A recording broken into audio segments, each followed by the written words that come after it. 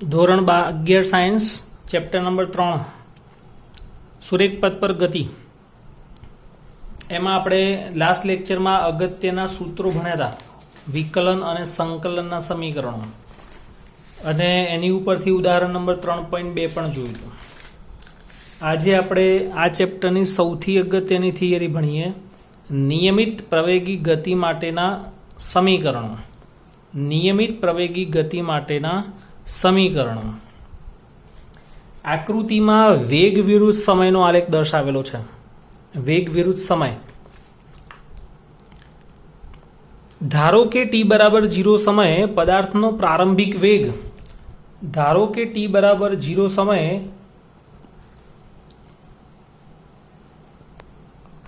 t બરાબર 0 સમયે પદાર્થનો પ્રારંભિક વેગ v0 છે, અને t બરાબર t સમયે પદાર્થનો અંતિમ વેગ v છે, જે તમને આકૃતિમાં દેખાય છે. આ v0 એ પ્રારંભિક વેગ છે ત્યારે સમય t બરાબર 0, અંતિમ વેગ t બરાબર t સમય અંતિમ વેગ v લીધેલો છે આપણે.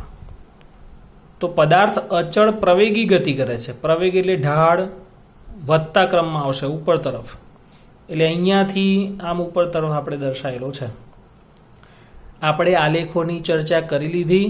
જો આલેખ કેન્દ્રમાંથી નીકળતો હોય, એટલે કે આ રીતે, જો આલેખ કેન્દ્રમાંથી નીકળતો હોય એનો અર્થ થયો કે પ્રારંભિક સમય t બરાબર 0 એ પદાર્થનો પ્રારંભિક વેગ 0 છે, એટલે કે પદાર્થ સ્થિર સ્થિતિમાંથી ગતિ કરવાની શરૂઆત કરે છે. એટલે કે t બરાબર 0 તો પ્રારંભિક વેગ 0, પણ અહીંયા પ્રારંભિક વેગ 0 નથી. ગ્રાફ અહીંયાથી ચાલુ થાય છે, તો પ્રારંભિક વેગ કેટલો? v0. t બરાબર t સમય પદાર્થનો અંતિમ વેગ v. તો પદાર્થમાં ઉત્પન્ન થતો પ્રવેગ આપણે શોધવો હોય તો પ્રવેગ એટલે વેગમાં થતો ફેરફાર. પ્રવેગ એટલે વેગમાં થતો ફેરફાર છેદમાં સમયગાળો. વેગમાં થતો ફેરફાર એટલે ફેરફારની વાત આવે એટલે હંમેશા અંતિમ માઇનસ પ્રારંભિક. અંતિમ વેગ v, પ્રારંભિક વેગ v0, અંતિમ સમય t, પ્રારંભિક સમય 0.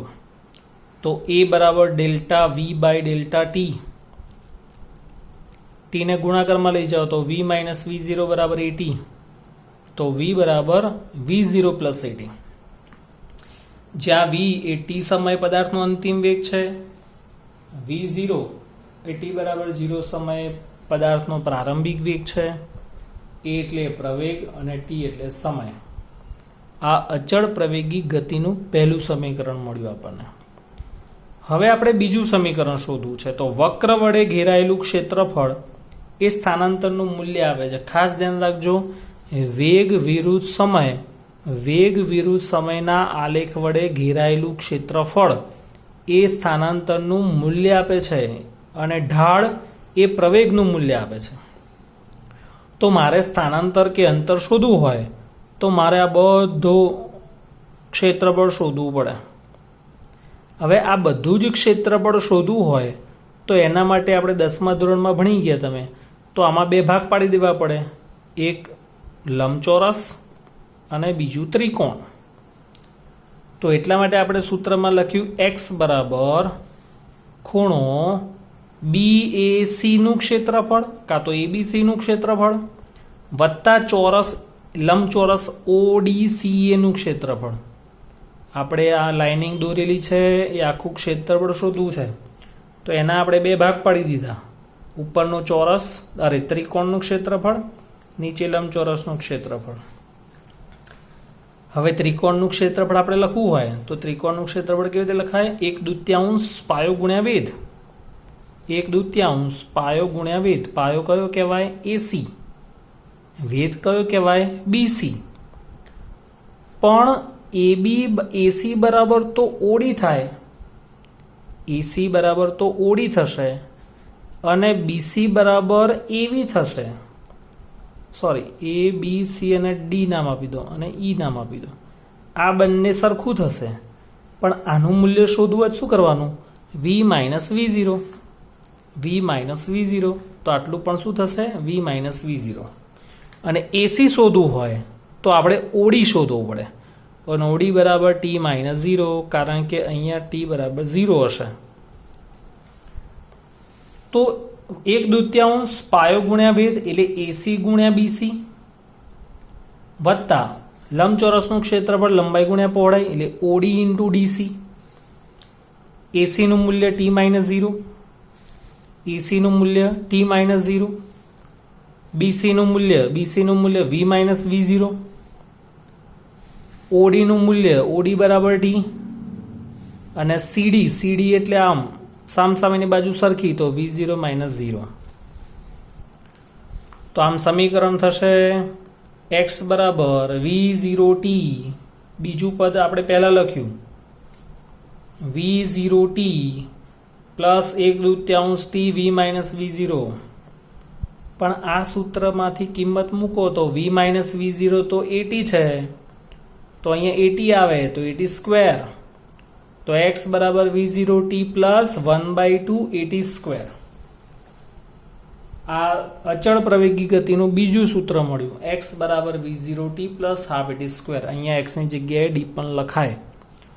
ફરીથી શું કર્યું આપણે? તો વેગ વિરુદ્ધ સમયના આલેખ વડે ઘેરાયેલું આખું કુલ ક્ષેત્રફળ શોધી કાઢ્યું. એક ક્ષેત્રફળ માટે બે ભાગ પાડી દીધા.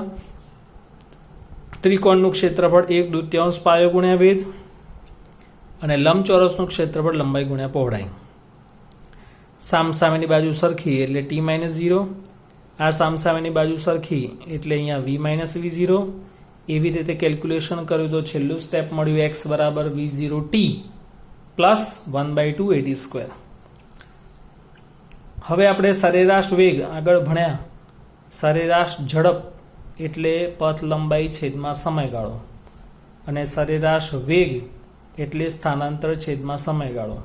તો સરેરાશ વેગ એટલે સ્થાનાંતર છેદમાં સમયગાળો. સરેરાશ કેવી રીતે લેવાની? 2 નો સરવાળો ભાગ્યા 2, અંતિમ વેગ પ્લસ પ્રારંભિક વેગ ભાગ્યા 2, સ્થાનાંતર x છે છેદમાં t છે, તો v પ્લસ V0/2. એમાં તો x બરાબર t ને ગુણાકારમાં લઈ જાઓ તો v plus V0/2 into t. એમાં વેગનું સૂત્ર મૂકી દેવાનું, કાં તો આમાંથી t ને સૂત્રનો કરતા બનાવો. આ સૂત્રમાંથી t ને સૂત્રનો કરતા બનાવશો તો v માઇનસ V0 બરાબર 80 થાય, તો t બરાબર v માઇનસ V0/e. તો અહીંયા t ની જગ્યાએ મૂકવાનું v માઇનસ V0/e. એટલે ઉપર જેમ આપણે 10મા ધોરણમાં ભણ્યા x વત્તા y x ઓછા y x plus y x minus y એટલે x square minus y square, એવી રીતે અહીંયા થશે v square minus V0 square બરાબર 2ax. આ અચળ પ્રવેગી ગતિનું ત્રીજું સમીકરણ. આમ 3 જે સૂત્રો મળ્યા, v બરાબર V0 પ્લસ 80, x બરાબર V0t પ્લસ હાફ 80 સ્ક્વેર અને v square minus V0 square બરાબર 2ax. આ અચળ પ્રવેગી ગતિના 3 સમીકરણો. ઉદાહરણ 3.3 જોઈએ, જે મોસ્ટ એમપી છે, થોડુંક અઘરું છે એટલે ધ્યાન રાખજો.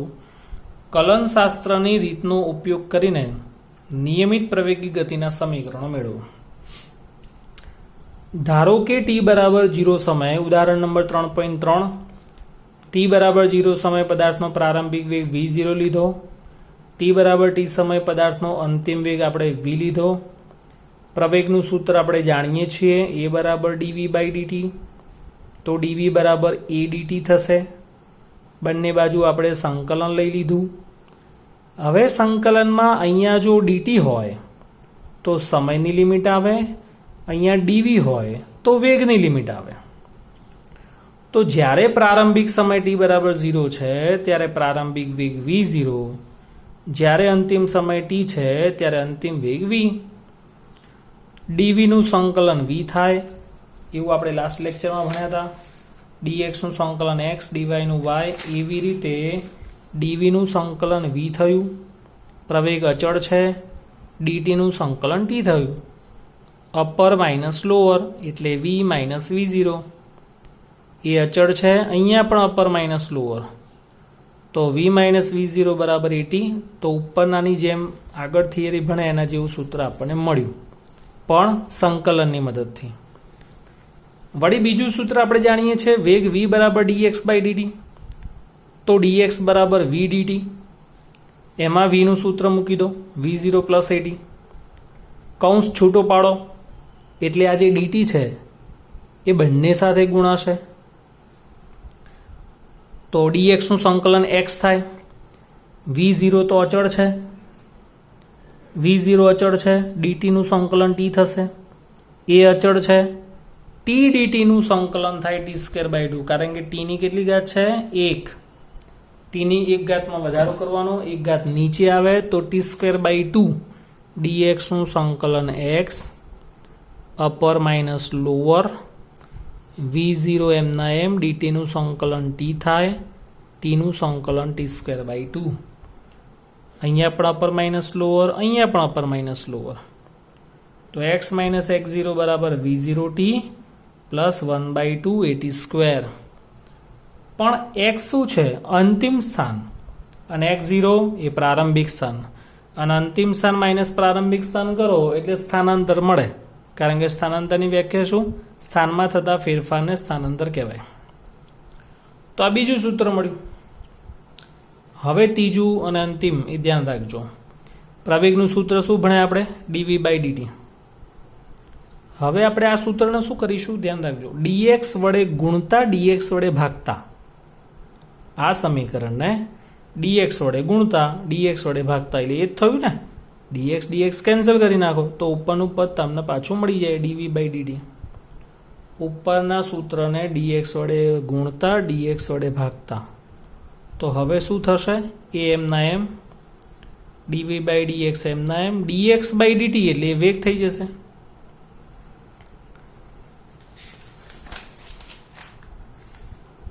તો અહીંયા જે આપણને dv મળ્યું એ dx ના ગુણાકારમાં લઈ જાઓ અને vdv, તો સમીકરણ બનશે vdv સંકલન vdv ઇઝ ઇક્વલ ટુ એ સંકલન dx. ફરીથી અહીંયા dx છે તો x ની લિમિટ આવે, અહીંયા dv છે તો વેગની લિમિટ આવે. જ્યારે પ્રારંભિક સ્થાન x0 ત્યારે પ્રારંભિક વેગ v0, જ્યારે અંતિમ સ્થાન x છે ત્યારે અંતિમ વેગ v છે. v નું સંકલન v²/2, જેમાં આપણે આગળ લખ્યું t નું સંકલન t²/2, અને dx નું સંકલન x થાય. ફરીથી અપર માઇનસ લોઅર, તો v ની જગ્યાએ v મૂકો તો એનું એ સ્ટેપ આવે v²/2, લોઅર લિમિટ મૂકો તો v0²/2, અપર માઇનસ લોઅર એટલે x માઇનસ x0. બે લસા લઈને ગુણાકારમાં લઈ જાઓ, અને x માઇનસ x0 એ તો d છે જ. તો ત્રીજું સૂત્ર v² માઇનસ v0² બરાબર 2ad. આ ઉદાહરણ નંબર 3.3 થયું.